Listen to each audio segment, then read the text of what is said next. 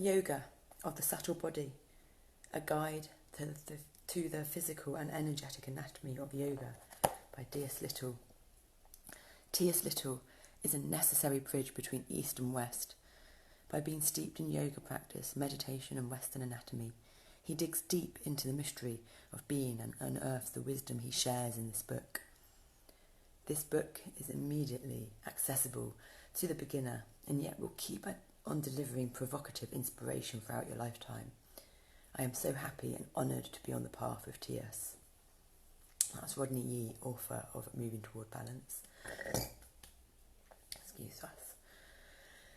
The body and spirit are exact mirrors of each other, a fact much more apparent to the ancients than to those of us distracted by our modern materialism.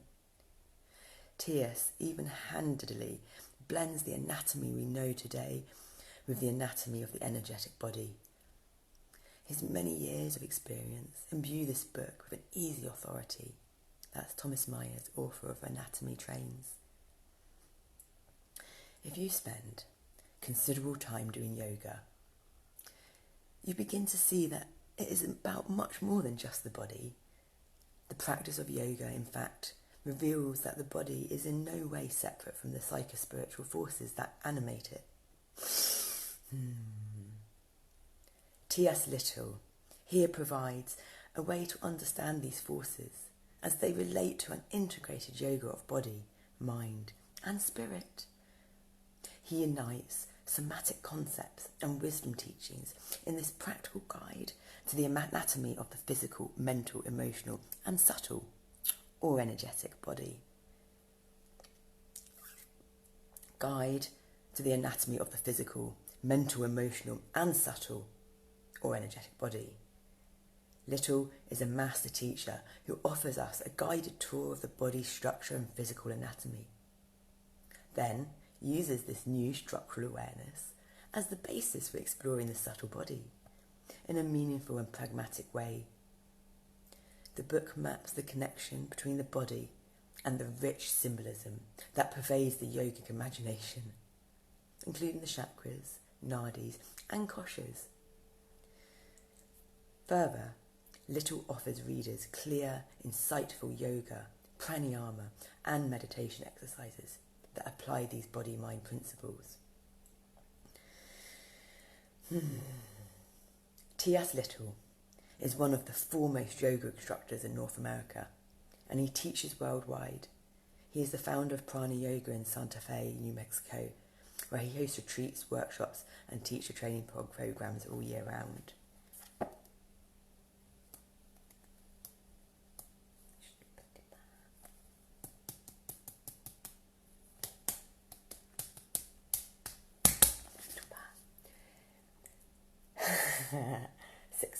Rebirth. No, page 160, which if you do the numbers thing, it's 1-6, which is new beginnings and unconditional love, which together makes 7, self-growth, and 16 is rebirth. And it's chapter 6. The lungs and the lotus heart is the title, the theme. The epicenter of feeling. Waves rise under a floating lotus leaf. My heart is moved to touch you. Toshiyori Miyamoto. Contemplate to capacity all the pain of the human condition. Lama Mifam. The lungs and heart are inseparable. An elaborate system of vessels spans the two organs so that if the heart were lifted from the chest cavity, as in cadaver studies, the lungs that are entwined with the heart would inevitably follow. The lungs and heart are not only structurally interwoven as the body's primary respiratory for sentiment. Together they filter emotion. Interesting. The heart-lung chakra is heralded for being the epicenter of devotional feeling. This feeling, called bhava in Sanskrit, includes sentiment of tenderness and love. It is a state where empathy and kindness where empathy and kindness flourish, in part due to a genuine capacity to feel suffering, both personal suffering and the pain of all sentient beings.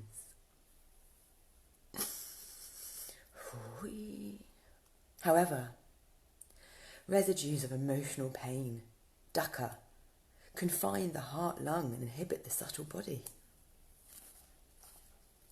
In this chapter, we investigate the anatomical structures of the lungs, pericardium and heart, and review how the chest is the body's primary location for vibratory rhythms, pulses that can be felt through the entire body.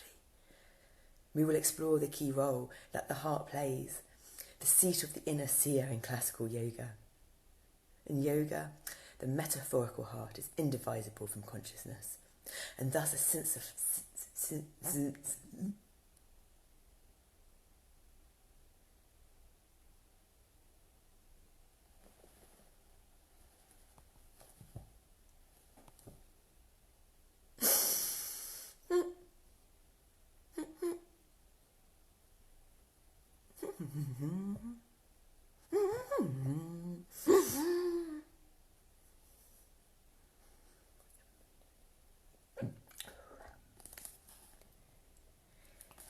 In this chapter, we investigate the anatomical structures of the lungs, the pericardium and heart, and review how the chest is the body's primary location for vibratory rhythms, pulses that can be felt through the entire body. We will explore the key role that the heart plays as the seat of the inner seer in classical yoga. In yoga, the metaphorical heart is indivisible from consciousness, and thus a synthesis of heart and mind is critical for spiritual renewal and transformation. Prenatal lungs. What is it that initiates breathing? Is it simply muscular activity of the diaphragm, an involuntary reflex? The breath flows of its own accord, so one could live a lifetime and never have any regard for the breath. So what sets the lungs in motion?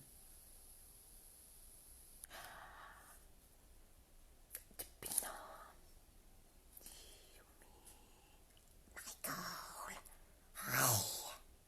And Sarah, hello. We gave you treatment in Oak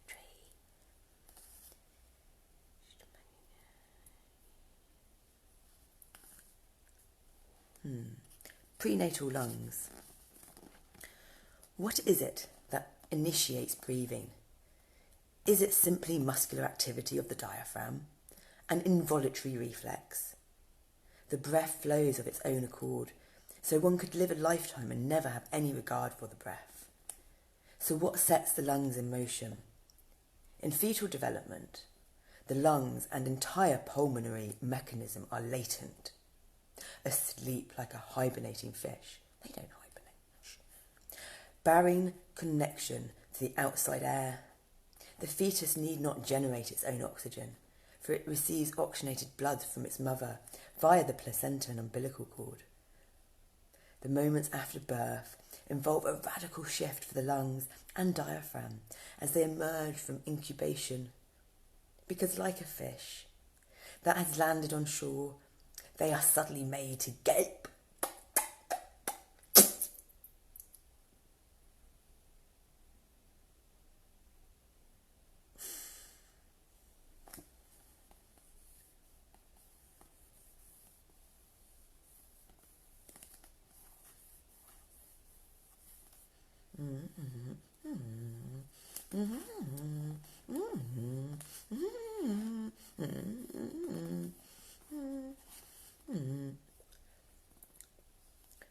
The moments after birth involve a radical shift for the lungs and diaphragm as they emerge from incubation, because, like a fish that has landed on shore, they are suddenly made to gape, open and start pumping. At birth, the lung tissue and associated nerves spark open and the entire breathing mechanism kicks in. A smooth and rhythmic tempo of breath can take hours, days, or potentially a lifetime to coordinate. For many, the first breath is traumatic. In a moment of life or death, the lungs gasp for air, and the first neurological signal imparted to the lungs is often one of distress. The struggle to suck air in at birth may leave traces of strain and apprehension in the subtle body. Through years of breath awareness training, the respiratory rhythm may be reset, slowly, sensitively and delicately, so that the shock waves triggered at birth may dissipate altogether. So there's the practice here, sensing your breath print. And in this exercise, the objective is to become aware of the inherent rhythm of your own breath and to identify with what my colleague Richard Rosen calls the breath print. Like a blueprint for the foundation of a building, but it's a blue breath print, a pink breath print. In the way that we each have unique thumbprints and fingerprints, we each have a unique respiratory rhythm. Prior to altering the breath in pranayama training, it is valuable to come to know your breath print. Lie on your back and prop your spine 6 to 12 inches with folded blankets or a bolster. When you lay down, position the end of the bolster so that it supports your lower ribs at the level of your kidneys. Place a blanket or pad under your head so that your head does not tilt backwards. Your forehead should be slightly higher than the bridge of your nose. Extend your legs out so that your feet are slightly wider than hip width apart, and rest your arms away from your trunk with your palms turned toward the sky. Begin this pranayama preparation by softening your eyes and melting the skin of your face. Draw your ears inside so that you listen to the rhythm of your breath. Avoid manipulating or trying to engineer your breath, as at this initial stage it is pure observation and awareness, not doing, not acting.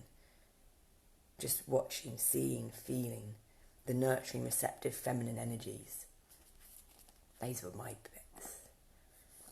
Release the weight of your spine into the prop and allow the weight of your arms and legs to sink deep into the floor.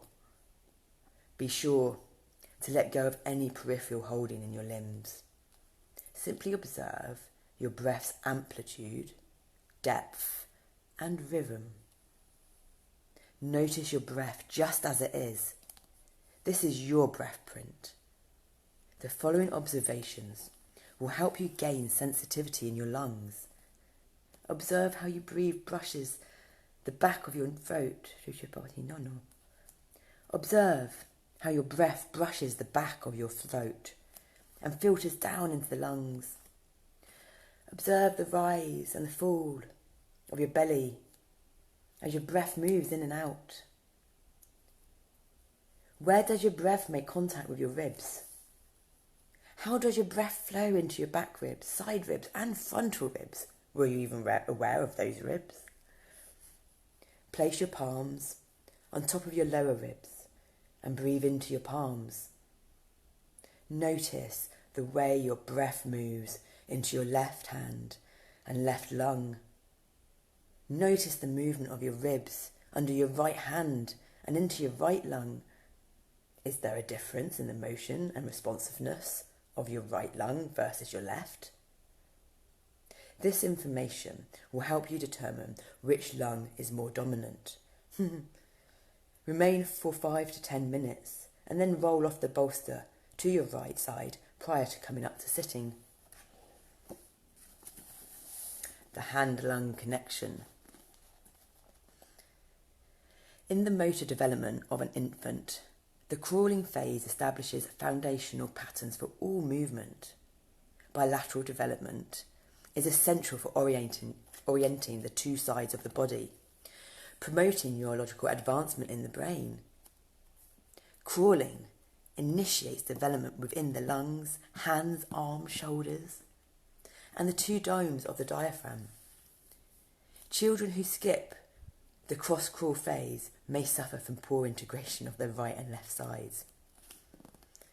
This may result in poor spatial awareness, lack of coordination, and compromised balance. Most practices of the internal arts, whether yoga, tai chi, Feldenkrais, or qigong, educate and integrate the body's two sides, while orientating toward the body's midline. In traditional Chinese medicine, the lung, the pericardium, and the heart meridians pass from the hand through the arm to the chest cavity, in the way that the tips of the toes are points of flow for the meridians within the leg. The fingertips conduct circulation of qi into the arms and trunk. Within the distal points of the hand, the thumb is the source of the lung meridian. The tip of the middle finger begins the pericardium meridian, and the little finger is the start of the heart meridian. Kinetic forces travelling along the arm and hand directly stimulate circulation through a large neurovascular bundle that transits under the collarbone. And along the inside corridor of the arm called the thoracic outlet. This includes vital structures that are the lifeline to the arm. The radial nerve, radial artery, and vein. In the way that we noted the sacred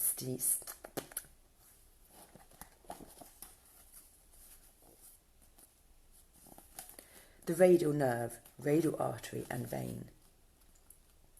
In the way that we noted the sacred seam of the inside leg, the sacred seam of the arm is the thumb side of the arm. Postures that stretch and release the inside arms help improve the circulation of blood, lymph, and nerve. Positions like downward facing dog pose, handstand, and Vastasthana, side plank pose, stimulate movement through the heart, lung, and the pericardium.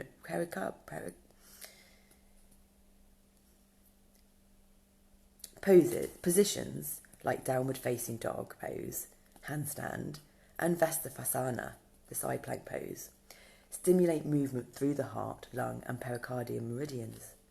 Thus, when students bear weight on their arms, it has immediate and powerful effects on increasing circulation into their lungs and heart.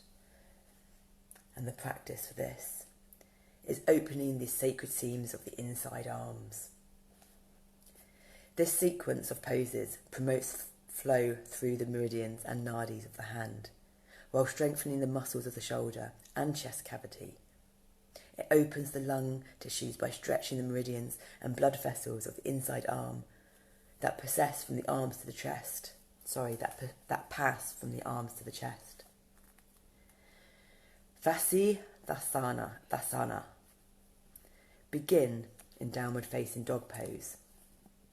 Actively divide your fingers and spread the bones of your hands. Place your right hand approximately 4 inches in front of your shoulders as you pivot to the left. Align your right hand with the outer edge of your right foot. Stack your left leg on top of your right as you turn into Vastasthana, the side plank pose, named after the sage Vasista. Activate your feet by pushing out through your heels, spreading your plantar fascia, and drawing your toes back towards your knees.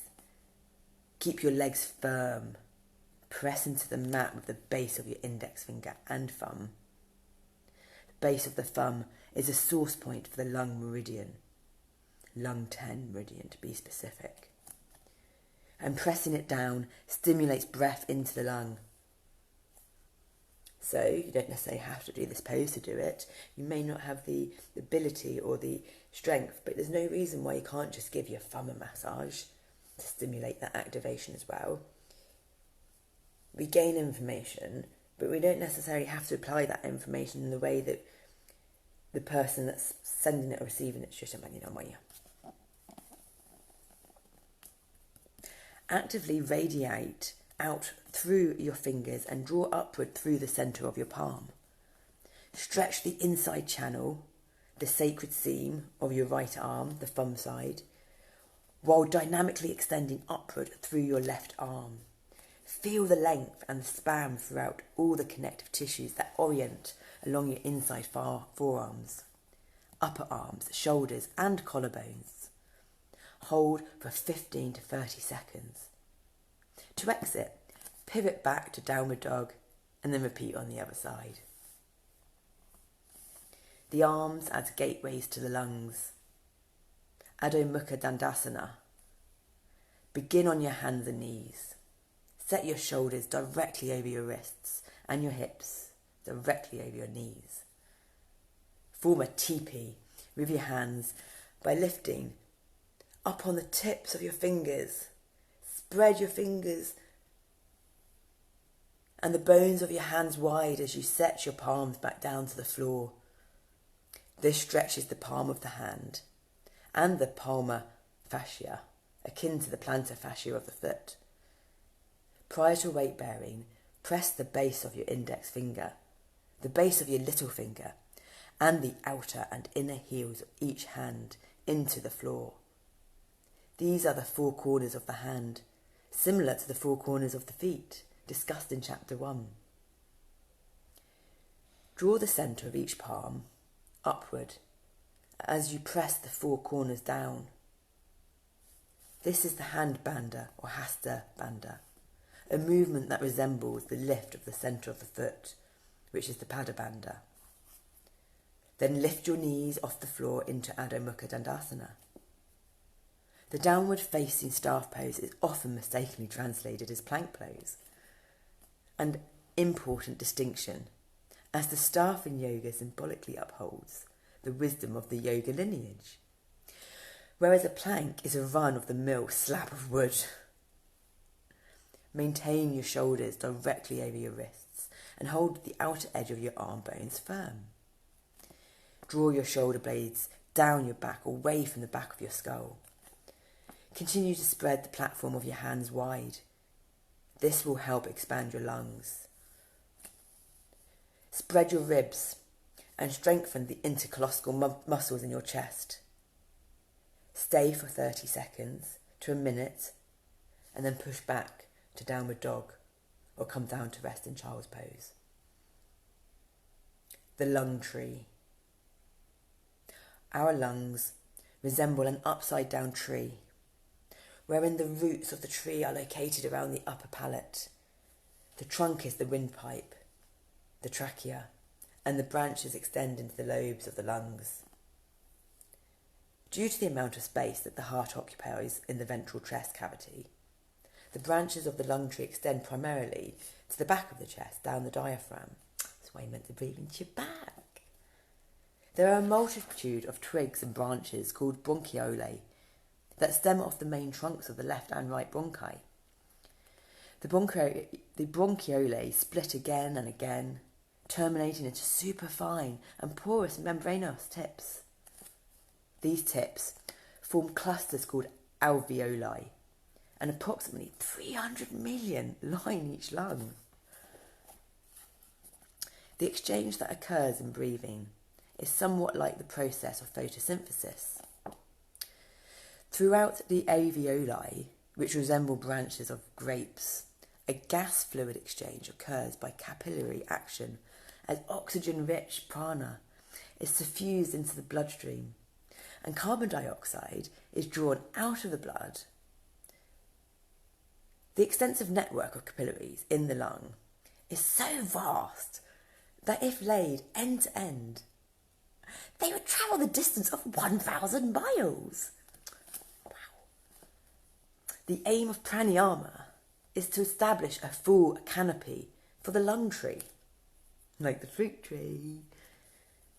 However, the fruit tree is the gratitude up and the lung tree is the gratitude down. We like that. So as above, so below, as above in every form. The aim of pranayama is to establish a full canopy for the lung tree. However, just as trees have riverine tree branches that obstruct the flow of sap, nutrients and water, it is common for some bronchiolae to restrict the flow of air. We were just doing a shot stand yesterday. Pleural clogs or adhesions are common, and many keep the air sacs from inflating, like leaf buds at the tips of tree branches that fail to open in spring. The cause of this may be due to lung diseases, such as chronic obstructive pulmonary disease, COPD, emphysema, asthma, or chronic bronchitis. More commonly, stagnation in the lung is due to a previous lung infection, pneumonia, chronic coughing, smoking, physical trauma, or postural restrictions in and around the chest wall. In an attempt to open their lungs, beginning pranayama students tend to overemphasize expansion of their ventral and upper superior chest, in part because the frontal chest is more visible. Change too long, you stupid leg. Oh, dear. Oh, sorry, I didn't hear you speaking to me, sorry. There we go.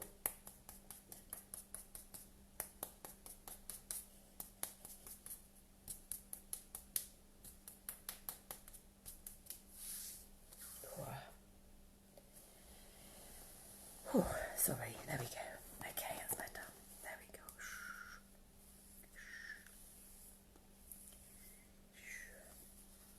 go. Overemphasis on expanding the anterior chest compartment can potentially...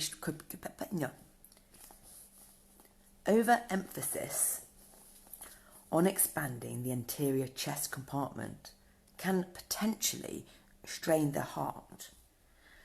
Avoiding such strain is the first principle in pranayama training, and for this reason, I encourage students to aim their breath into the outer canopy of the lungs, at the side and the back of the chest.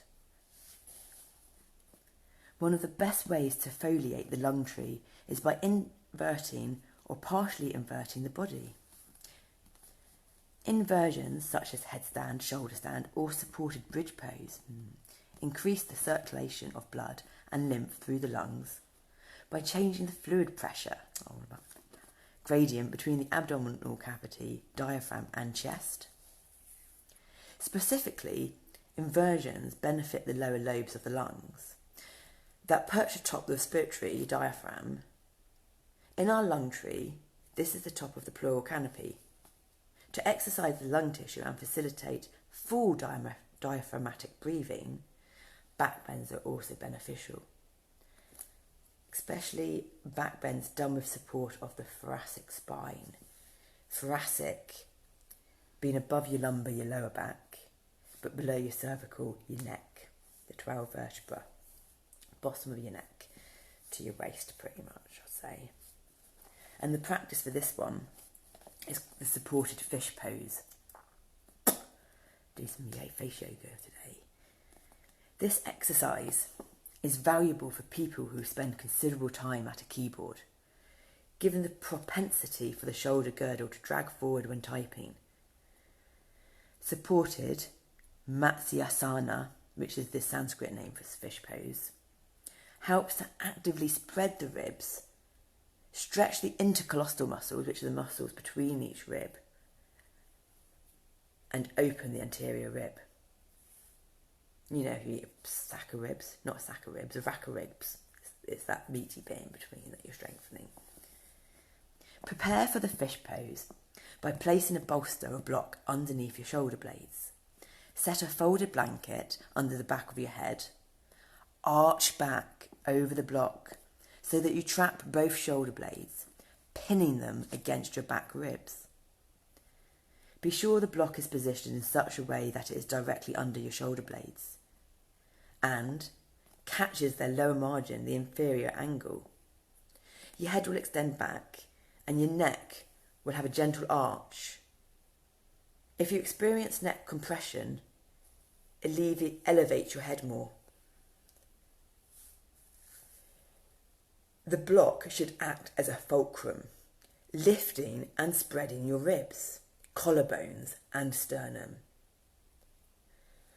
Allow the weight of your shoulders to sink into the prop. Extend your arms out to the sides and then stretch your arms directly over your head and toward the floor. Stay in this pose for 2 to 3 minutes before pushing your elbows into the floor in order to come straight up to sitting.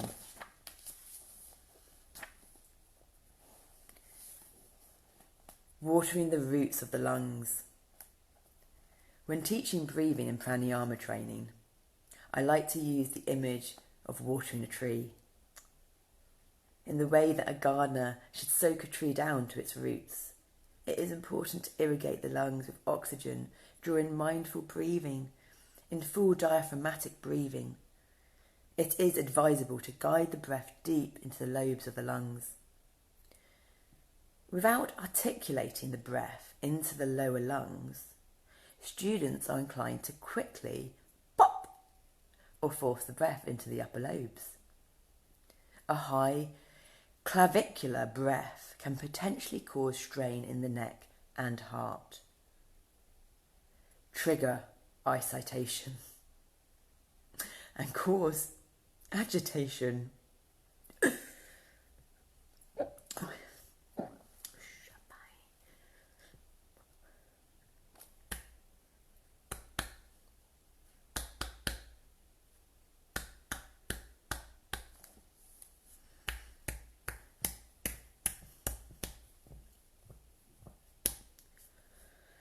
Some yoga practices overemphasize a quick pumping breath like the breath of fire.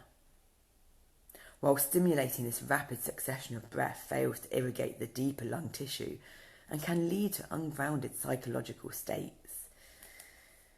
That's the Wim Hof male breath energies. It's like Wim Hof Yang, Megan and Olivier Yin, but Megan and Olivier Yin and Yang together.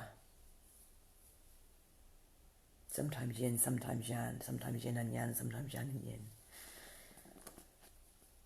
While stimulating, the rapid succession of breath fails to irrigate the deeper lung tissue and can lead to underground psychological states.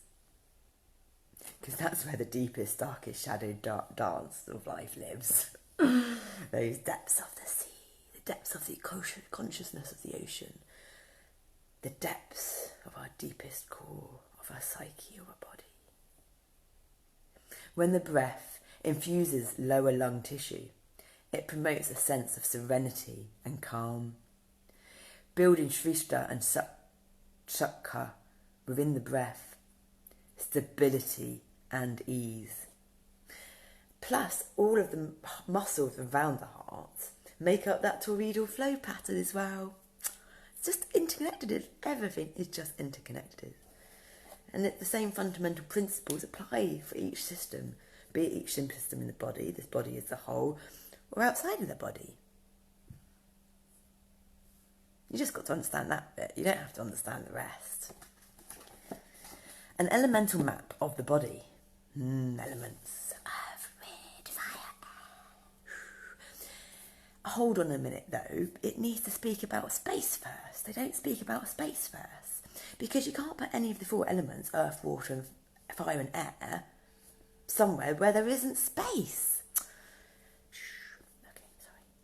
An elemental map of the body.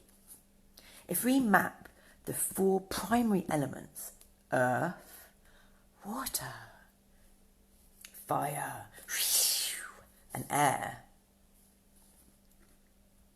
schematically onto the lung, we identify the lower lobes as earth and water, the middle lobes as fire, and the upper lobes as air. Since the earth element is associated with the inferior lung, guiding the breath into the lower lobe helps to settle and deepen respiratory rhythm.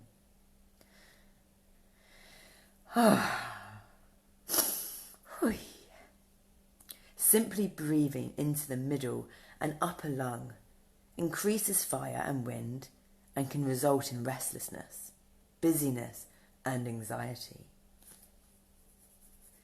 Panicky and agitated feelings may cause the breath to flutter up into the upper lungs.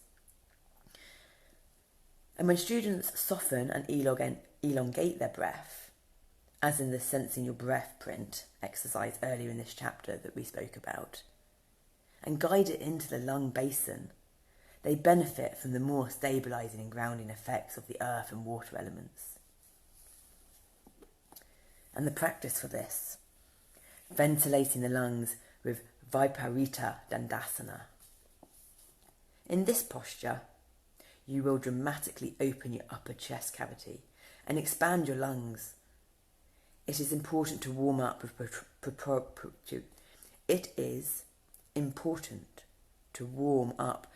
preparatory poses prior to performing this position. Peter Piper picked that piece of pickled pepper, didn't he? Peter Piper picked a piece of pickled pepper. It is important to warm up with preparatory poses prior to performing this position.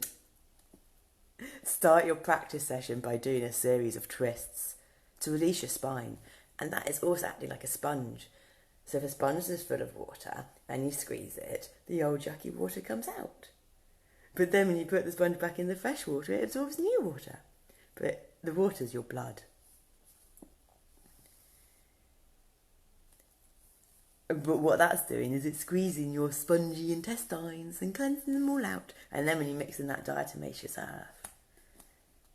Then do preparatory back bends in order to generate extension in your lower back, such as cobra pose, upward facing dog pose, bridge pose, and Ustrasana, camel pose. Why do they always say it in English first and then only the last one in Sanskrit? Holding each pose for 30 seconds to a minute. For Viparita Dandasana, the inverted staff pose, is that similar to plough pose? You will need a folding chair, preferably one without a backrest, a blanket, a strap, and 2 blocks.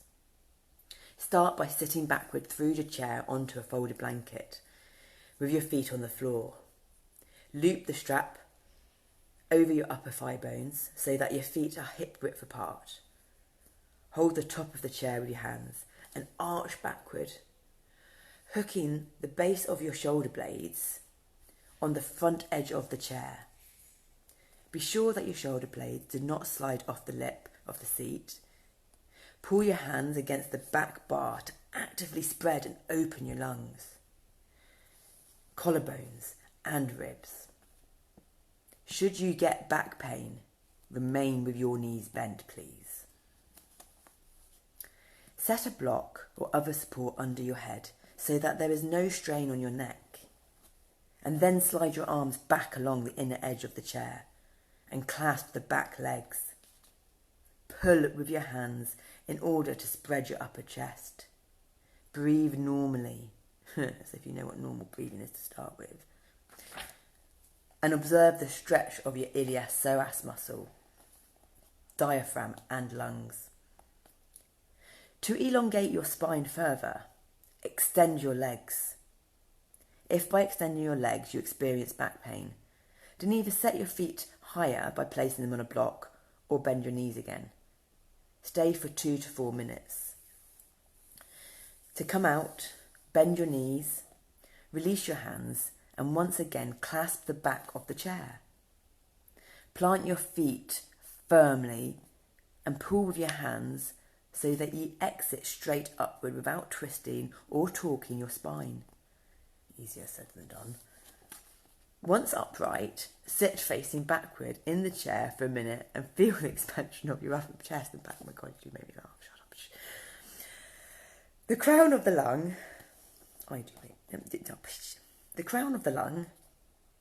If you slide your fingers into the indented space immediately above your clavicle,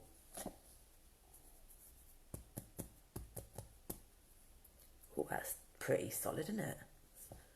Oh, a bit tender too. The crown of the lung If you slide your fingers into the indented space immediately above your clavicle, you are palpating the tissues around the uppermost dome of the lung, called the cupola. In architecture, a cupola, shaped like an overturned cup, is constructed atop a building. It is a design that enables more light and air to enter. In the architecture of the upper torso, we imagine the collarbones to be roof-like of the torso. No, this is typhoon. Haiyan. Then the cupolas of the lungs that jut above the collarbones provide a feeling of upward expansion. In our map of the elements associated with the lungs, the coronet of the uppermost lung is homologous to the atmospheric elements, air and space, ether. There we go. When the breath ascends to the cupola of the lung, during relaxed and open breathing, feelings of levity and joy result. When the crown of the lung becomes light and spacious, a sentiment of bliss is palpable in the subtle body. However, in the face of threat, the breath can become trapped in the stratosphere of the top lung. If caught in a startle response, the upper chest can heave and tense. Shock, panic,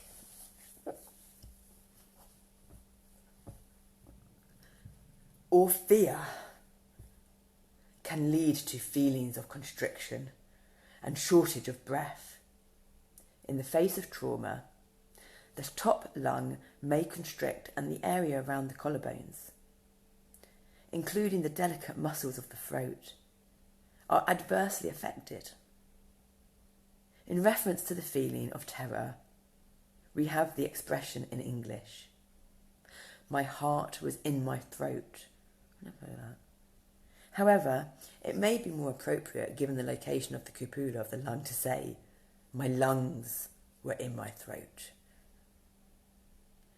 Near the thoracic outlet at the lateral edge of the collarbones are the primary points for the lung meridian in traditional Chinese medicine. Just inferior to the outermost collarbone, in the small indentation known as the clavipectoral fascia, are the acupressure landmarks for lung 1 and 2 points. These points are needled to help relieve colds, asthmatic conditions, difficulty in breathing, and pulmonary disorders. But you know this stuff, don't you, Ben? In postural dynamics, it is common for the shoulders to curl forwards such that the shoulder, upper arm, the humerus, not very funny then when you heard it, and chest converge, narrowing and compressing the first 2 points. The first 2 points of the lung channel. This is often due to foreshortening of the biceps, anterior deltoid, pectoralis major, and the pectoralis minor muscles. This forward curl of the shoulder complex is a common cause of shoulder dysfunction.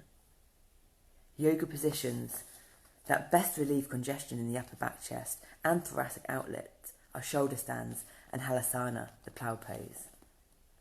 Initially, these poses may cause compression due to the predisposed strain and tension at the anterior shoulder. And for this very reason, students often have an aversion to these inverted poses. However, when done correctly, brackets, I teach both plough and shoulder stand using the support of bolster, chair, wall or blankets. There should be very little pressure on the neck.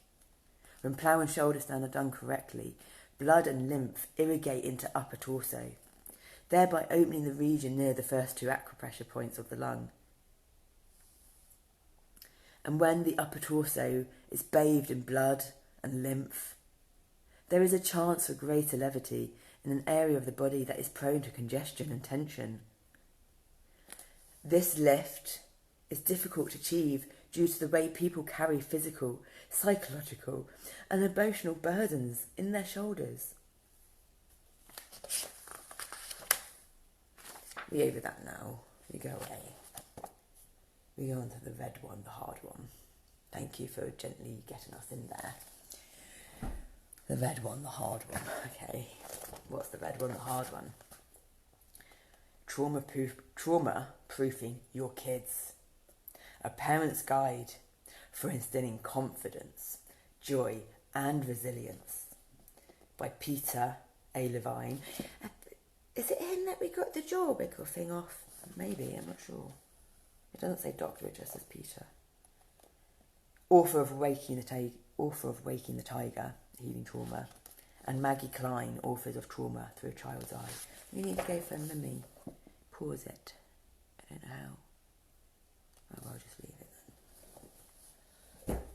Back. Breathe into your bellies and your heart and your lung tree. 2, 4, 6, 8, 2, 4, 6, 8, 8, 4, 6, 8. Who do we appreciate? Who do we appreciate? It's those forky fork tuning forks, the forky fork tuning forks.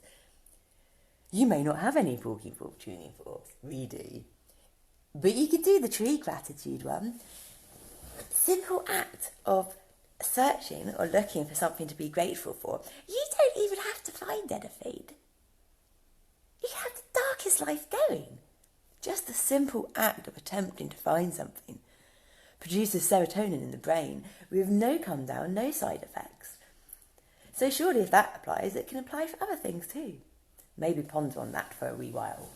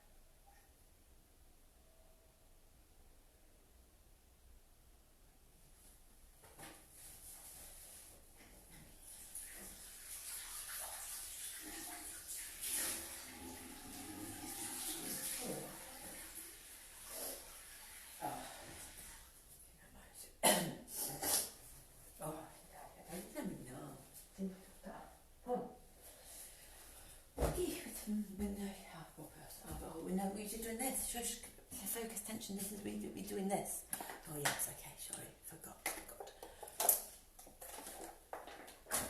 You don't want to go to sleep? Shouldn't we go to sleep?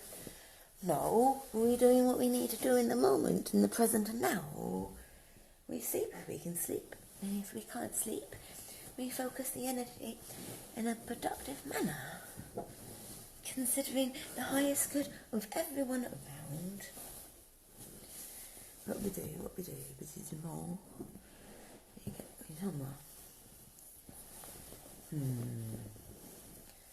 breathe, remember, okay?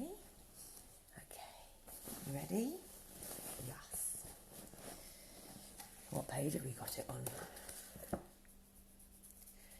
Chapter 2.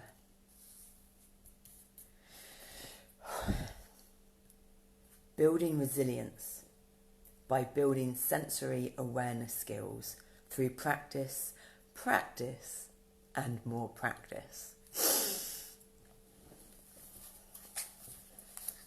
In order to build your child's capacity to rebound after overwhelming situations, you will first need to learn and practice several skills. This chapter provides a variety of exercises that will enable you and your child to discover the rich sensory landscape that exists within the body. Likely, they will be fun and enlivening for you and your family, guidance will also be given that helps parents and children acquire a new vocabulary for this new terrain. The language of sensation is communicated from the deep recesses of the brain, what we shall call the body brain. You will become adept at recognising these spontaneous internal signals and promptings that arise from this instinctual part of you.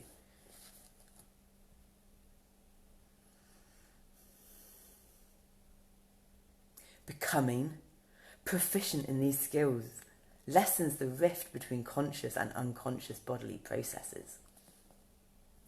This experiential knowledge of sensations will not only give you the tools to assist your overwhelmed child, be it your actual kid in the external world, or your kid on your internal world, or multitude of kids in your internal world that you can't see or hear or talk to. It's pure sensation and feeling.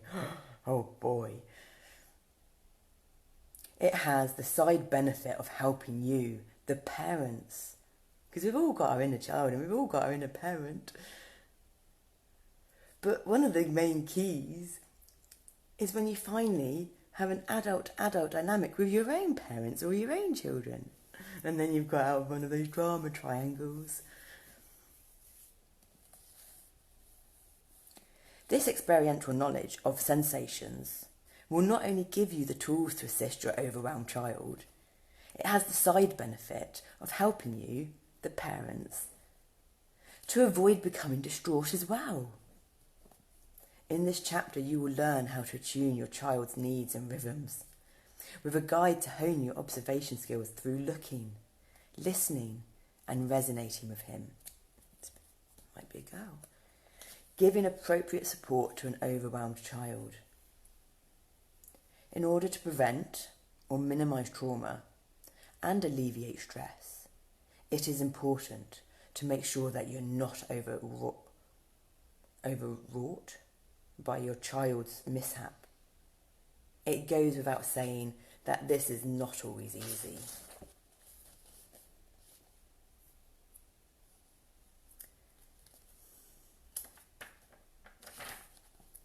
However, children, by their nature, are both fragile and resilient. It may be comforting to know that with the proper support, they are usually able to rebound from stressful events. In fact, as they begin to triumph over life shocks and losses, kids grow into more competent, resilient and vibrant beings. Because the capacity to heal is innate. Your role as an adult is simple. It is to help youngsters access this capacity. But you can't access that capacity if you haven't accessed it in yourself. Your task is similar in many ways to the function of a band-aid or a splint. The band-aid or splint doesn't heal the wound, but protects that and supports the body as it restores itself. The suggestions, exercises and step-by-step guidelines provided here are meant to enable you to be a good band-aid for your child. The importance of the adult's composure cannot be overemphasised. Calm is essential. A lot could learn from that, couldn't they? When a child has been hurt or frightened, it is normal for the adult to feel somewhat shocked and scared too. Because of your own fears and protective instincts, it is not uncommon to respond initially with fear and anger. However, this can further frighten your child. The goal is to minimise, not to compound, the feelings of fright, shame and embarrassment and guilt your child may already be experiencing.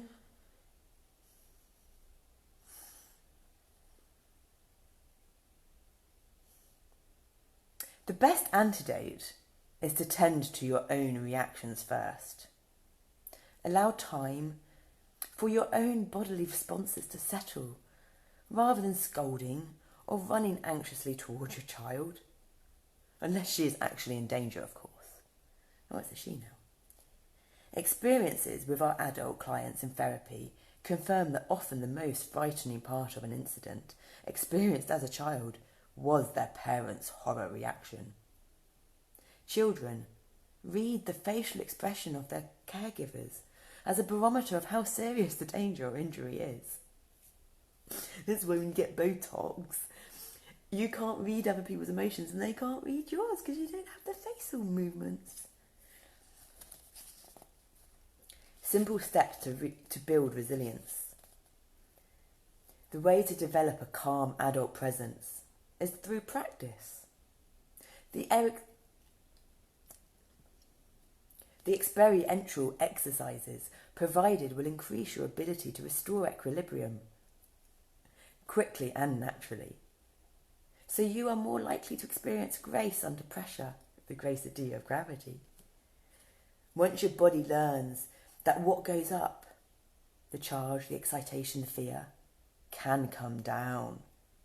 Discharge, relaxation, security. You are on the way to a more resilient nervous system, one that can weather the ups and downs of life. You will become more like the tall bamboo or wispy willow that bends, sometimes to the ground, but does not break, even during a monsoon. When your body gets it, you become contagious. Spreading the quantum ripple effect, smile and the world smiles with you. Let's smile and chant ah from our hearts. Today, all around the world at 12 o'clock, World Sound Healing Day. So just wherever you are, at 12 o'clock or before or longer after, whenever. Because time doesn't really exist, you know. You can make your own choices and rules.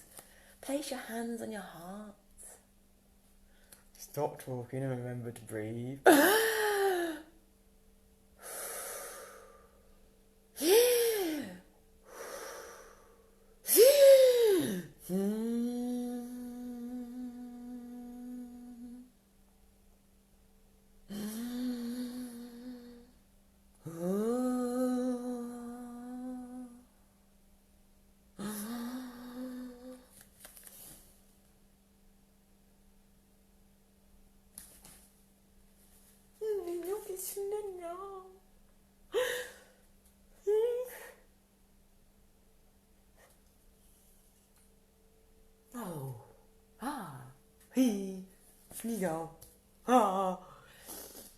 Yay, World Sound Healing Day today, everyone. 12 o'clock, chant ah from your heart. It's a bit hard from some of us, I know. I think you might just witness that. But once we let this go, and we just feel, the fear's not that bad. And the only way is through the fear. So find the tool that works for you. Join in at 12 o'clock today with World Sound Healing Day. And tap into all that energy. Yay! Loads of energy. And let's get better really quickly and fast. Wow. Okay. Justement, Resilliance. Simple steps to build resilience. The way to develop a calm adult presence is through practice. The experiential exercises provided will increase your ability to restore equilibrium quickly and naturally. Nighttime, people sleeping, sorry. So you are more likely to experience grace under pressure, the gravity of gravity.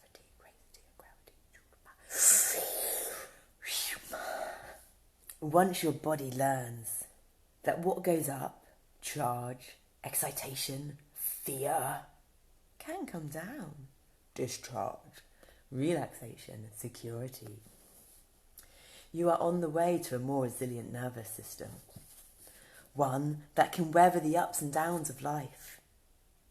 You will become more like the tall bamboo or wispy willow that bends, sometimes to the ground, but does not break, even during a monsoon. When your body gets it, you become contagious, in a good way, through body language, facial expression, and tone of voice.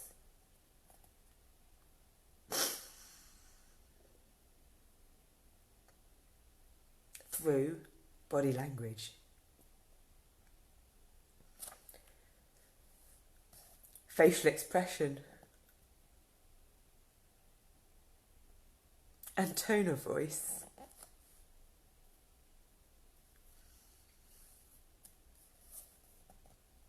Your own nervous system communicates directly with your child's nervous system.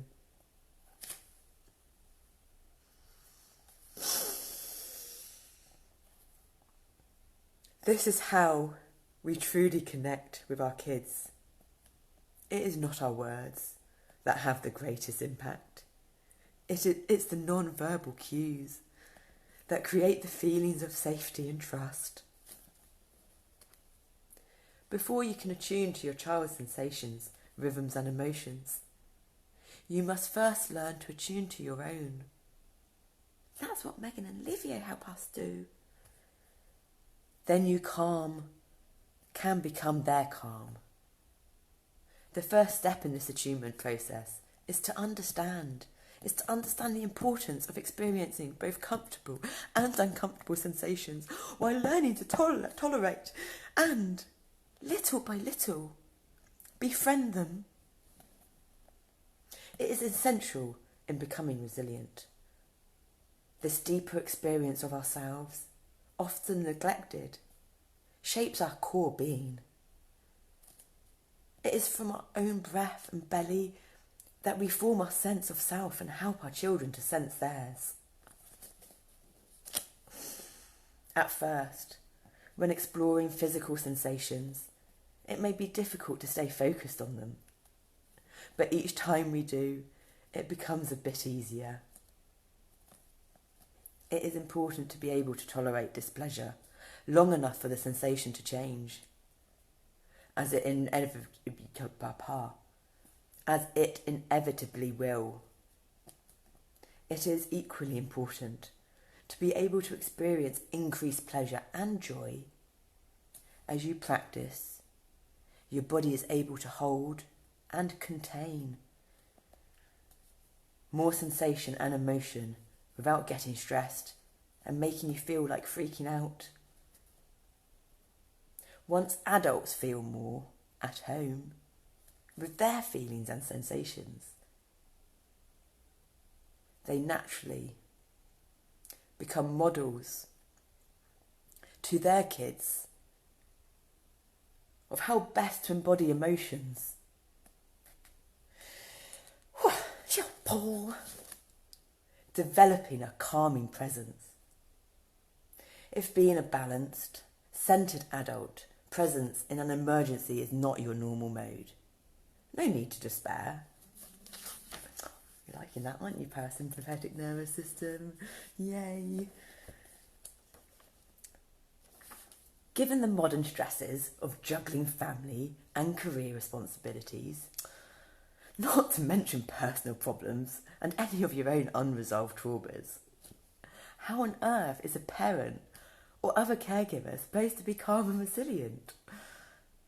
This is especially tricky in the case of a crisis, such as watching a toddler's first acrobatic plunge down the stairs or through a plate glass window. Because they're not going to die at the end of the day, and down the line you will laugh at it. Why not laugh at it now? Well, no, you're not.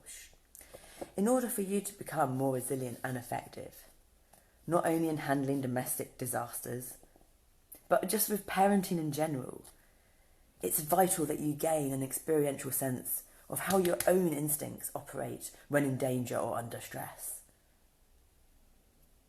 So how does one go about learning to be a bastion of cool when the baby's crying and your toddler's just poked himself in the eye with a stick? I hear you wonder, say. Let's get started by learning about what goes on inside your body brain and your child's when you are frightened or unduly stressed. The body-brain connection. Humans have a triune brain. I don't know that. Humans have a triune brain. 3 distinctive brains functioning together as one mind. I knew that was the third one, the bridge in the middle.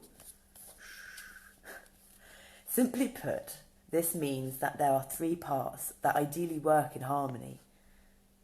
The neocortical, or the newest part of the brain, is responsible for complex thinking skills such as problem solving, planning and perception, as well as social functioning.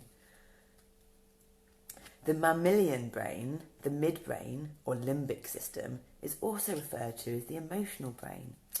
Is that the crocodile brain too? Patience. Because it processes memories and feelings. The reptilian or lower brain is responsible for survival through the myriad functions that accompany the regulatory mechanisms of basic existence, such as heart rate and respiration. These include the workings of our nervous system that interact with sensory and motor systems to move us quickly out of danger. These primitive brain parts form the most basic body-brain connection. Each region of our triune brain has very specialised functions, and each speaks its own language. The thinking brain speaks with words, not our favourite. Probably our very least favourite. While the emotional brain uses the language of feelings such as anger, sorrow, joy, disgust and fear. Young children easily learn to label the emotions mad, sad, glad, scared, graced out, disgusted. Unlike the newer thinking and feeling brain, segments the primitive reptilian brain speaks the unfamiliar but vastly important language of sensation. The language of sensations is, to many, a foreign language. There is a world of sensation and sensation-based feeling inside you that exists whether or not you are aware of it. Fortunately, it is a language that with a little practice is easy to learn. It is essential to be familiar with sensations when travelling the road to recovery from overwhelm and stress, as learning basic survival phrases when travelling abroad. In order to help your child, it only makes sense to get acquainted with your own inner landscape first.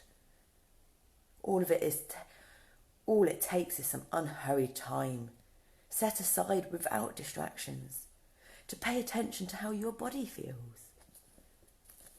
Sensations can range from pressure or temperature, changes on the skin to vibrations, butterflies.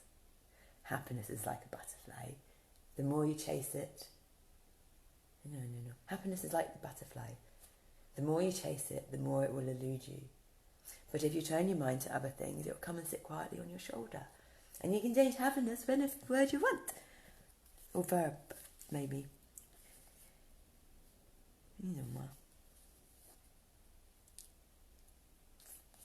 All it takes is some unhurried time, set aside without distractions, to pay attention to how your body feels. Sensations can range from pressure or temperature changes on the skin to vibrations, butterflies, muscular tension, constriction or spaciousness, trembling or tingling and heat. This is the language of the lower brain that acts on our behalf when in danger or when unexpected change occurs. It has a very different focus than most of us are accustomed to. Its signals may seem imperceptible, subtle or strange at first, because of our customary reliance on feedback from language, thought and emotion. Because it is the reptilian brain that ensures our survival and homeostasis.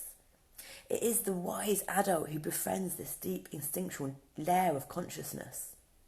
No computers, equipment or costs are involved. All that is necessary is time, attention and intent. With some quiet, focused time, this specialised language of sensation can easily be mastered. Below are several exercises to give you the feel for it. Remember, because the reptilian brain does not register words, you cannot learn its language merely by reading it. We can't take now because we just started first and now it's... Sensations must be experienced. Paradoxically, as we become more instinctual like the animals, we also become more fully human.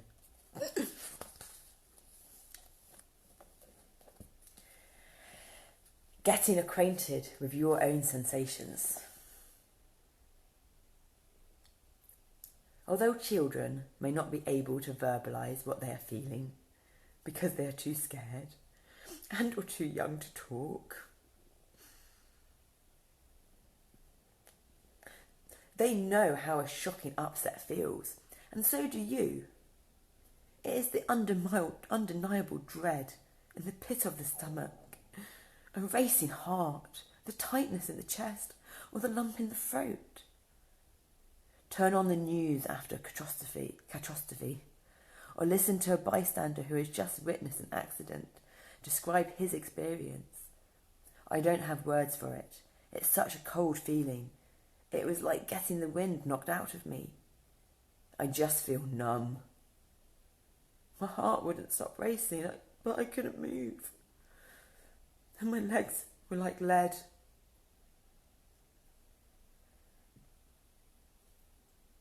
Take a moment to think about your own experiences when something upsetting happened out of the blue. Can you recall of the sensations you felt? Did your heart pound rapidly? Did you get dizzy? Did your throat or stomach tighten into knots? And when the danger was over, how did the sensations gradually shift or change? Perhaps you noticed that you could breathe easier or felt tingling or vibration as your muscles began to relax. It's very small, the exercise. Exercise noticing sensations. Well, we just take it slow. I feel important for us to read. Even if you don't want to, we're going to, I'm afraid.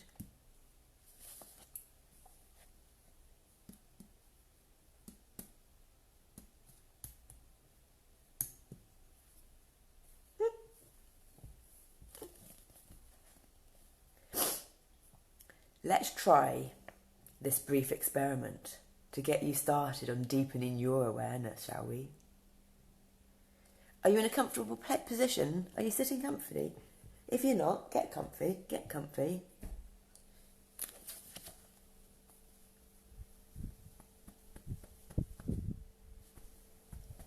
You comfy yet? You comfy yet?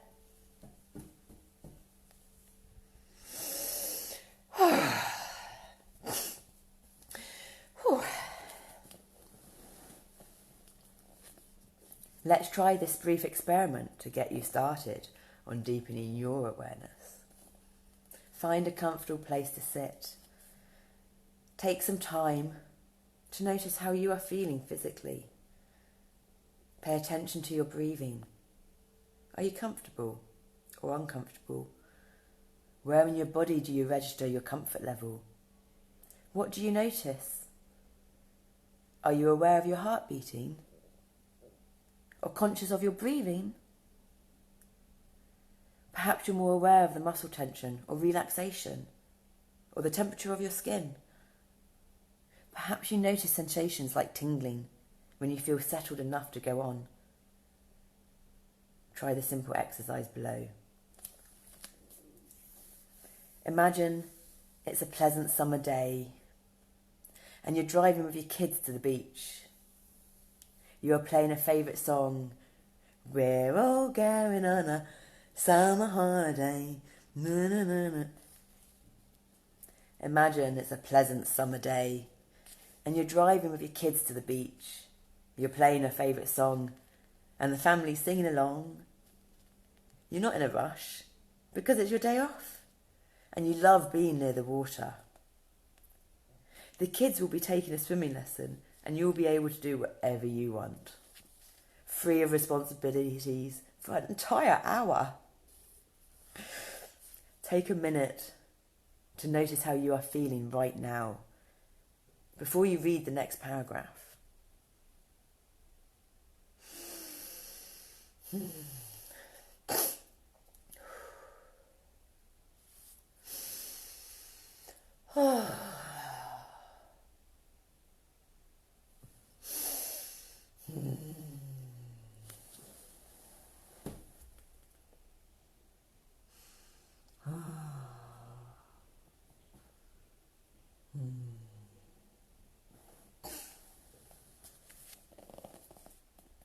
Take a minute to notice how you are feeling right now.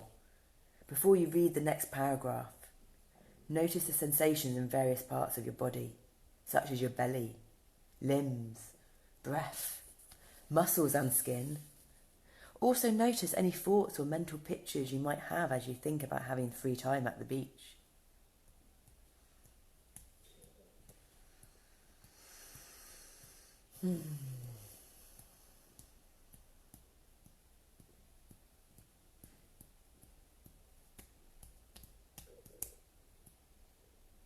Suddenly, from out of nowhere, a hot rod motorist cuts in front of you, nearly causing a collision. Furthermore, he is rude and shouts profanities at you, right in front of your kids, as if you'd done something to cause the mishap. What are you noticing in your body and mind right now? Compare these feelings to the ones you had in the first part of the exercise. Pay attention to the changes. What feels different now? Where does it feel different? Are you warm, hot or chilled? Do you feel tension or constriction anywhere?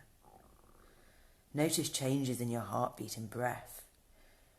Notice if there's anything you feel like doing or saying.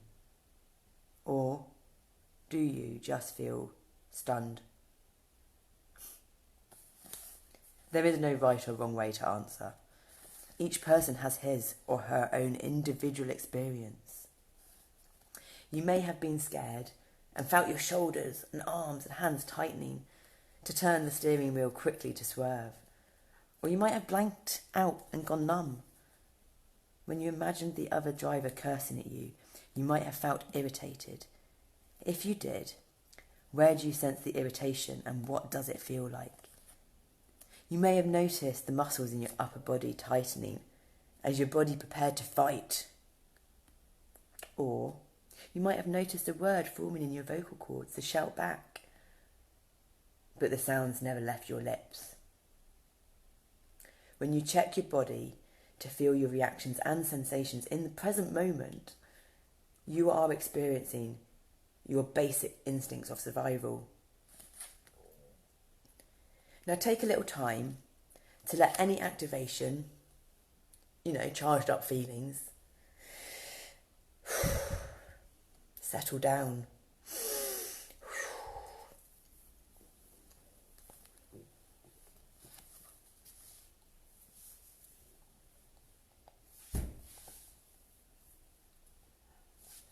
Have a little shake, if it so feels right to do.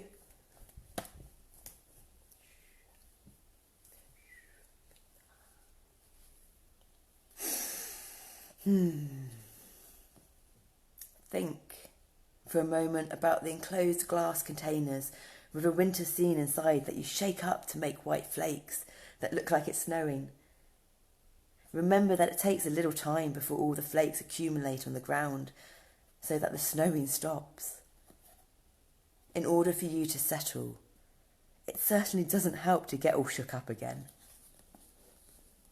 Or have stuff pumped in you that you don't want or need. Lose 4 days.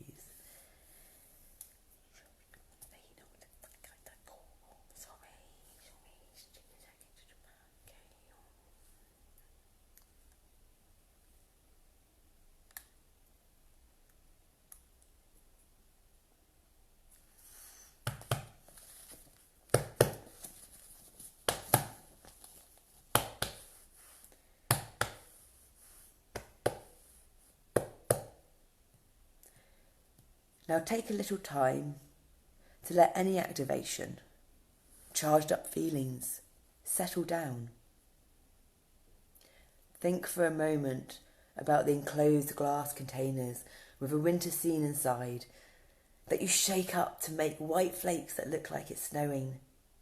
Remember that it takes a little time before the flakes accumulate on the ground so that the snowing stops. In order for you to settle, it certainly doesn't help to get all shook up again. Instead, it takes a little quiet time of stillness and calm, or your perception and ability of what stillness and calm is for you. Just like with the snow scene, for the settling to occur, it can be very helpful to explore the room with your eyes, being aware that you are safe and that the visualization was only an exercise.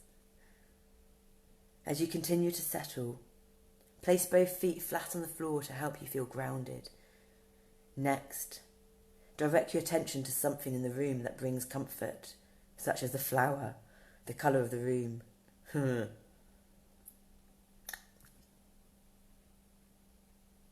We got dafted up there.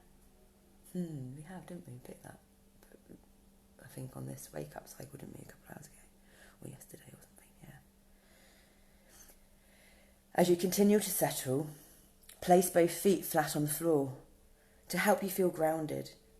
Next, direct your attention to something in the room that brings comfort, such as the flower, the colour of the room, a tree or sky outside the window, a photo or favourite possession, or aroma. Notice how you are feeling in your body at this moment now.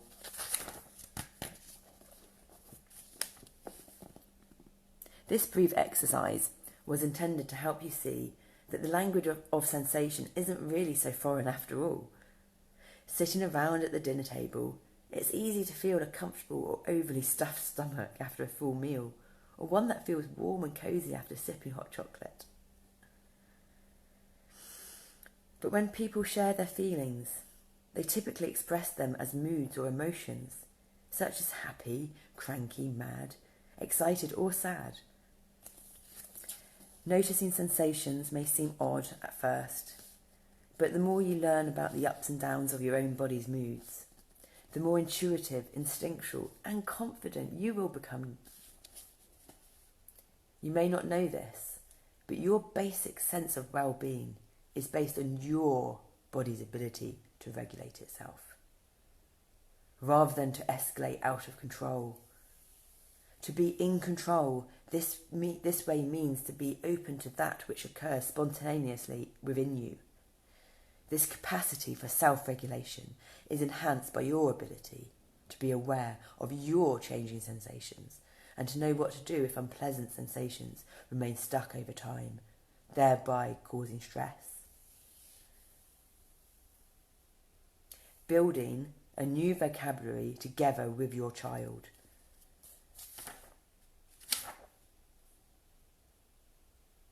And that's where it starts off next. So we're on last book now, yay! We're getting much better at reading, and I is not getting tired so much quick either. Yay, we like this book. Tuning the Human Biofield. Healing with Vibrational Sound Therapy. Eileen McKusick. And we looked at this at the start yesterday, and it's all about language, because we found language really hard, so we're looking forward to this.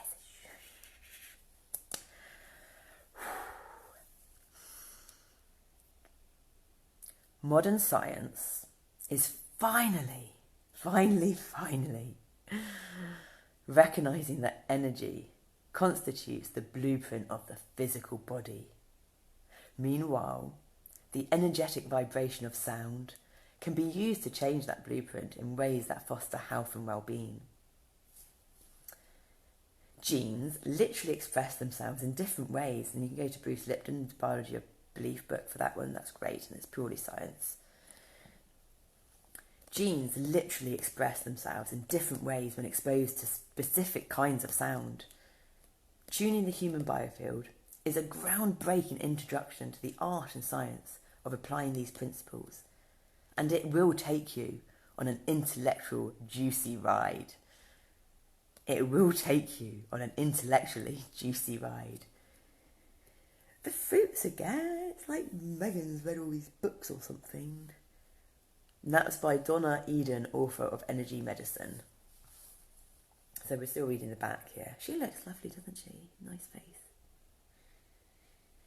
99615 964255026187 964255026187 NBSI Certified IFS is stock text.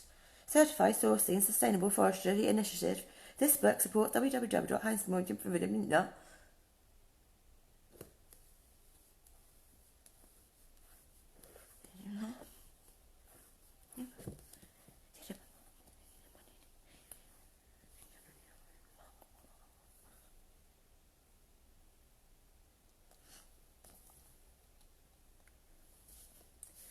When Eileen McKusick began offering sound therapy in her massage practice, she soon discovered she could use tuning forks to locate and hear disturbances in the energy field or biofield that surrounded each of her clients. She found these energetic disturbances correlated with the emotional and physical traumas her clients had experienced throughout their lives. The biofield acting as a record of pain, stress and trauma from gestation onwards. What does that mean? Don't know. We'll find out later. Passing the fork through these areas in the biofield not only corrected the distorted vibrational sounds she was hearing, but also imparted consistent, predictable, and sometimes immediate relief from pain, anxiety, insomnia, migraines, depression, fibromyalgia, digestive disorders, and a whole host of other complaints. Now, nearly 20 years later, McKusick has fully developed a sound healing method, which she calls sound balancing, and created a map of the biofield, revealing the precise locations where specific emotions, memories, ailments, and traumas are stored. It's a funny thing to get excited about, isn't it? In this book, McKusick explains the complete practice of sound balancing and provides illustrations of her biofield anatomy maps. She details how to use tuning forks to find and clear pain and trauma stored in the biofield. She reveals how the traditional principles and locations of the chakras correspond directly with her biofield discoveries. Exploring the science behind sound balancing, she examines scientific research on the nature of sound and energy and explains how experiences of trauma produce pathological oscillations in the biofield, causing a breakdown of order, structure and function in the body.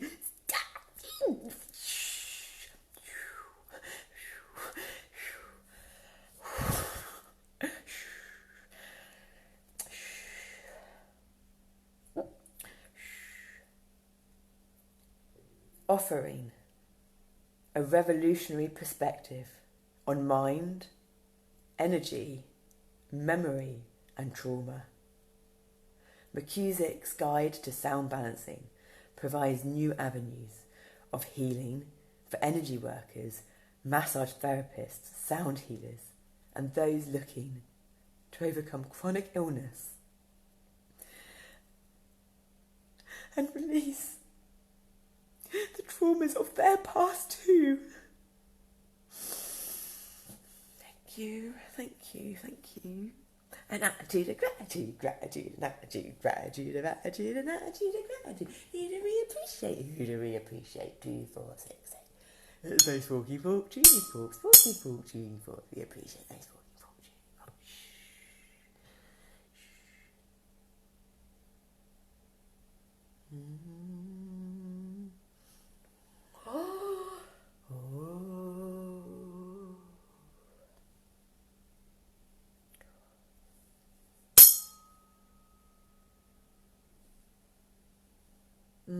That feels good.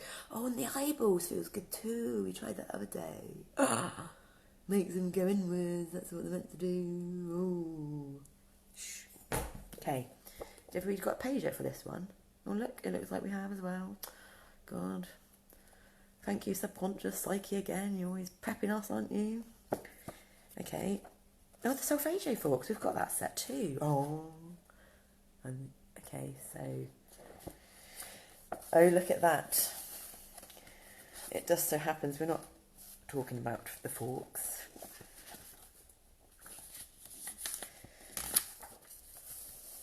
Sound in alternative medicine. The use of sound in alternative medicine is much more broad and deep than what is found in conventional medicine. For the purpose of this part of the discussion, it is important to distinguish between sound healing and sound therapy. Sound healing refers to the more general field of therapeutic sound use, including singing, drumming, rattling, toning, etc. Whereas sound therapy refers to methods that are more clinical and structured. In alternative medicine, sound therapy is a subgroup of sound healing. And you don't need anything for this one apart from you. And maybe a very courageous, strong, then vulnerable heart. The human voice. Conscious and intentional use of the human voice is in chanting, singing and toning, or automatic reading, which we found. I'm sure someone else found it too, but not that we knew about it.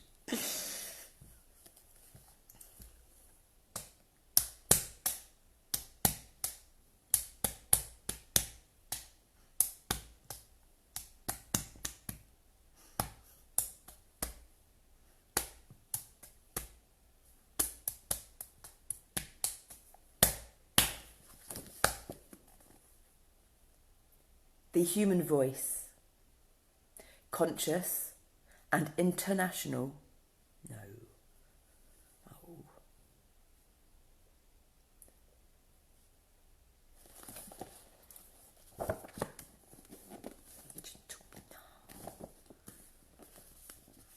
The human voice, conscious and intentional use of the human voice in chanting, singing, and toning has been around for millennia, often within a religious or devotional context. Many studies have been done to determine what exactly happens when we chant or sing or tone, whether alone or in groups. When experienced meditators engage in chanting meditation, neurological imaging has shown changes in blood flow to the brain, in addition to other biological markers of increased well-being.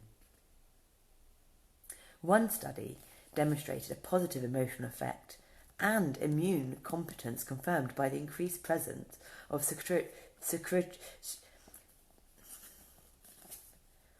One study demonstrated a positive emotional effect and immune competence confirmed by the increased presence of secretory immunoglobulin A in saliva swabs after a choir rehearsal, and an even more marked increase after a performance. The process of toning, which has gained some popularity in recent years, is a sort of informal chanting, wherein the person simply tones extended vowel sounds, which in turn supposedly helps release energy, blockages from the body. It does. We hum it away. We change the tongue position in the mouth. And buzz it away like a bumblebee. And bumblebee relates to our middle name, Deborah. Somehow. One of the best known... No, that's usual. When experienced meditators engage in chanting meditation, neurological imaging has shown changes in the blood flow to the brain, in addition to other biological markers of increased well-being. One study demonstrating a positive emotional effect and immune competence confirmed by the increased presence of secretory immunology globulin A in saliva swabs after a choir rehearsal, and an even more marked increase after a performance. The process of toning, which has gained some popularity in recent years, is a sort of informal chanting, wherein the person simply intones extended vowel sounds, which in turn supposedly help release energy blockages from the body. Chanting is said to have a similar result in facilitating the flow of energy through the body. Tuning forks, gongs, and singing bowls. I wonder why we don't like gongs so much then. That'd be interesting to find out, wouldn't it, on those vibration frequencies. Acoustic instruments such as tuning forks, gongs, and crystal or Tibetan bowls are widely used in sound healing. One of the best known tuning fork practices, called acutonics, is a system developed by an acupuncturist in which vibrating weighted tuning forks, that's what these are used on acupressure points, because the weighted tuning forks, they're actually for the physical body, whereas the ones that aren't weighted, they go out into the auric body. Its effectiveness is based on the same premise as acupuncture, that stimulation of these particular areas unblocks stuck or stagnant energy, improving energy flow throughout the body and supporting the body in healing itself. Acutonics is being employed in some hospitals and nursing homes. Unweighted tuning forks are also used on and around the body, because this is my particular area of expertise.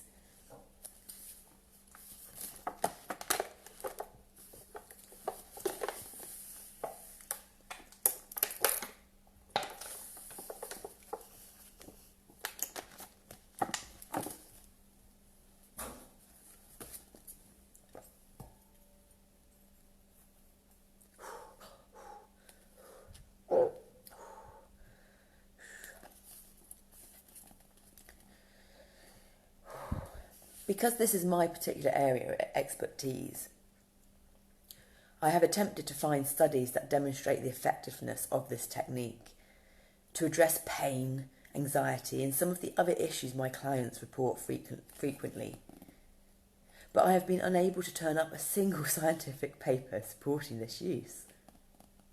John Beaulieu, one of the authors of an article titled "Sound Therapy Induced Relaxation, Down-Regulating Stress Processes and Pathologies," states on his website, www.biosonics.com, that's where the tuning fork's from, that he discovered that tuning forks spike the body's production of nitric oxide, brackets NO. Yet tuning forks are not referenced in the above-mentioned article he co-authored.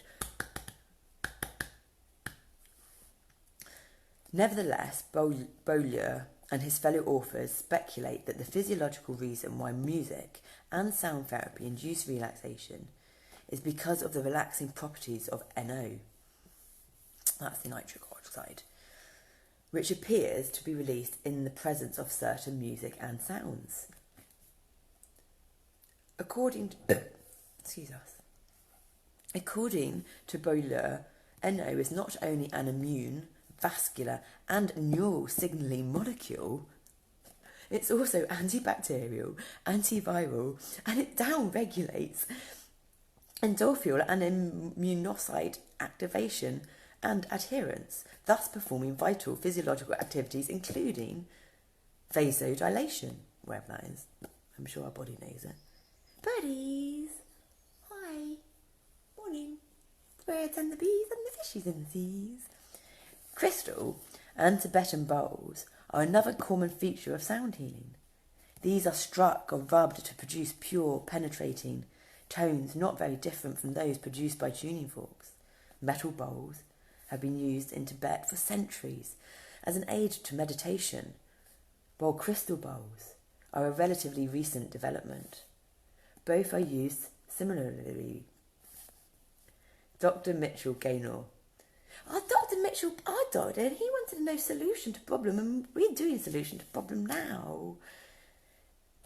We get it in a format eventually to get to him and help everyone with mental health, because it's not done in the best way at the moment. Dr. Mitchell Gaynor, an oncologist and author of The Healing Power of Sound, began integrating music, vocalization, breathing, sound, and meditation techniques in his work with patients in 1991. After first being exposed to a Tibetan bowl through one of his patients, he observed many beneficial outcomes as a result of this integration, such as reduced stress, greater tolerance of chemotherapy, as well as a sense of community within the groups that met regularly for sound meditation. Other sound technologies, that's the title, by the way, I don't think I'll change. Other sound technologies. Binaural beats are created when two tones are detuned from each other by a small amount. The resulting third oscillation, which is the difference between the two frequencies, automatically entrains the brain into different brainwave frequencies. For example, if 315 Hz is played into the right ear and 325 Hz is played into the left ear, the brain becomes entrained toward the beat frequency of 10 Hz, which is in the alpha brainwave range, the range associated with relaxation. We function in a beta brain, well, not now us, but normal waking day people in daytime, but when getting on with lives, that's beta, as far as I'm aware. Binaural beats are embedded in music or simply as repeated tones and listened to through headphones. Various studies suggest that the therapeutic application of binaural beats technology can be beneficial for anxiety, mood improvement, behaviour disorders in developmentally disabled children, and stress reduction in patients with addictions and focus and attention problems. Bioacoustic biology, a technique developed by sound pioneer Shari Edwards, is the use of human voice analysis to provide a representation of a person's state of health. This technology reads the frequencies present in a person's voice and determines which important frequencies are missing.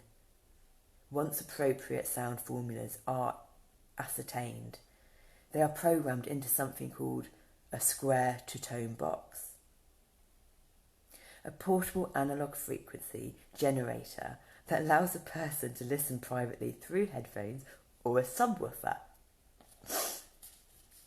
According to Edwards' website, bioacoustic therapy has had success with a broad range of issues, but several specific areas stand out for their success rates: sports injuries and structural problems, pain management, nutritional evaluation, and tissue regeneration. I was unable to find any published studies on this technology. All of the studies that are available appear to have been done by Sound Health, Shari Edwards' own research organisation.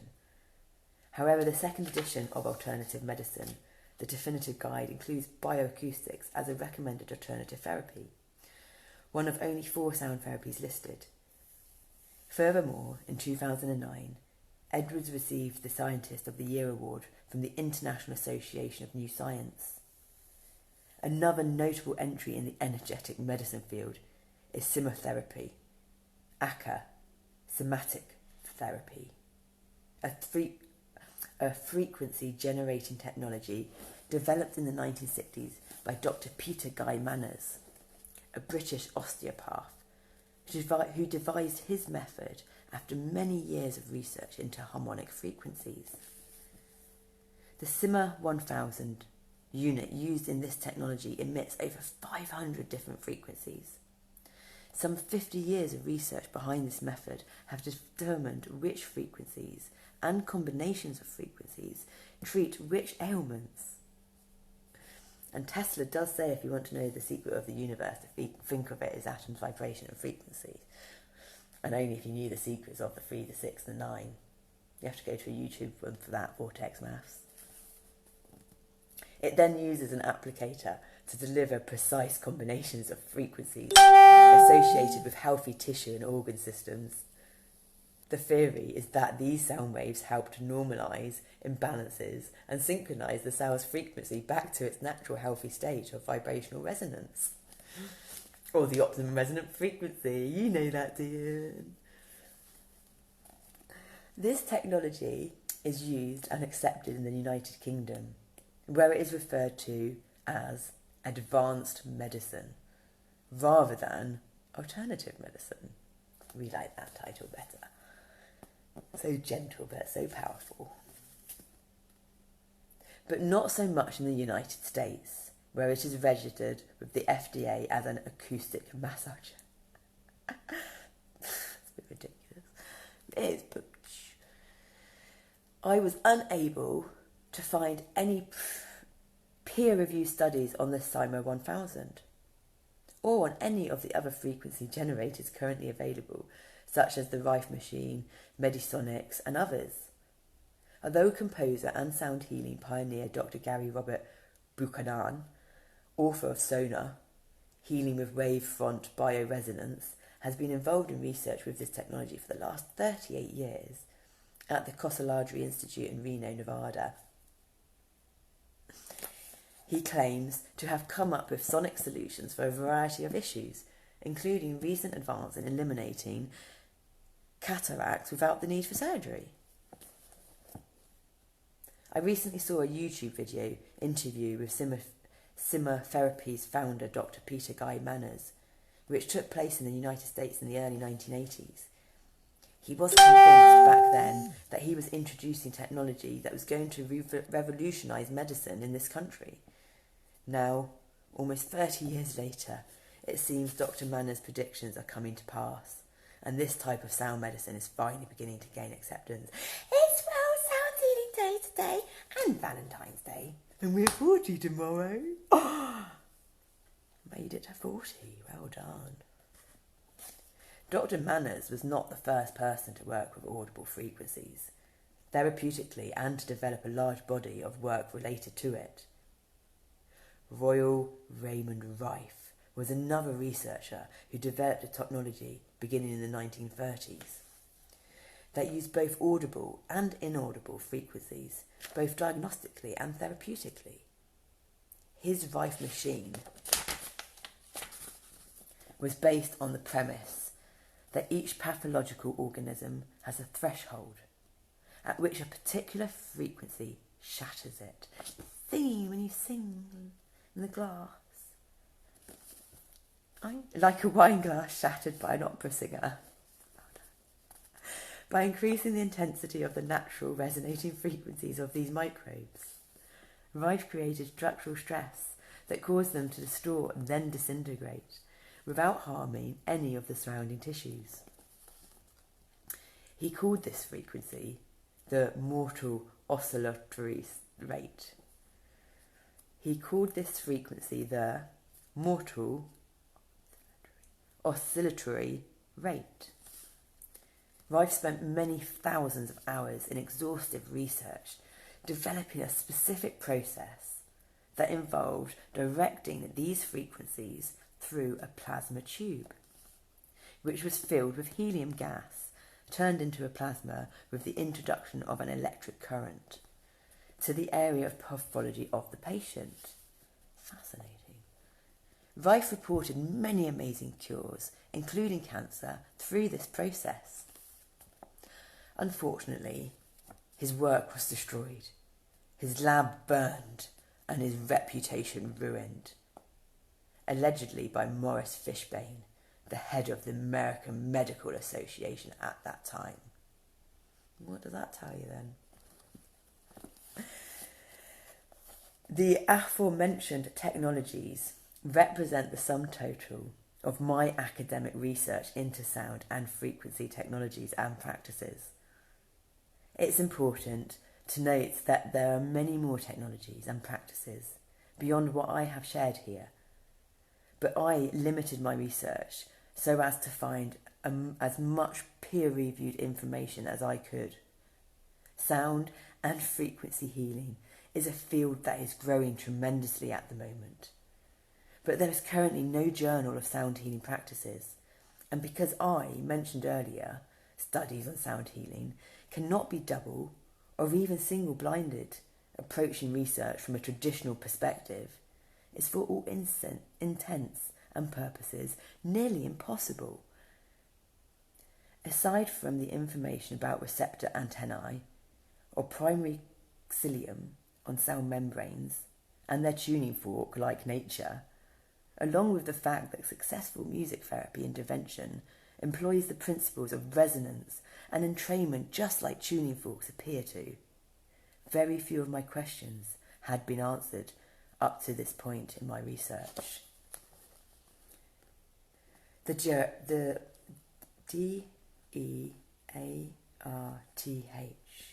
the dearth of relevant information on this subject has led me to believe I was quite alone, on the fringe of a frontier where there were few peers and where there had been little scientific work undertaken. That answers my questions. I was particularly concerned over understanding the physical composition of the energy and information that I encounter in the body's energy field, as it was my sense that there was actual stuff, and that stuff there that I was manipulating, while esoteric literature discusses the spiritual properties of the human energy field. It neglects to mention whether this field is composed of free electrons, biophotons, magnetic fields, or other such scientifically described phenomenon. Nevertheless, the next 2 turns in my journey supplied me with unexpected and answers to my persistent questions. Bye!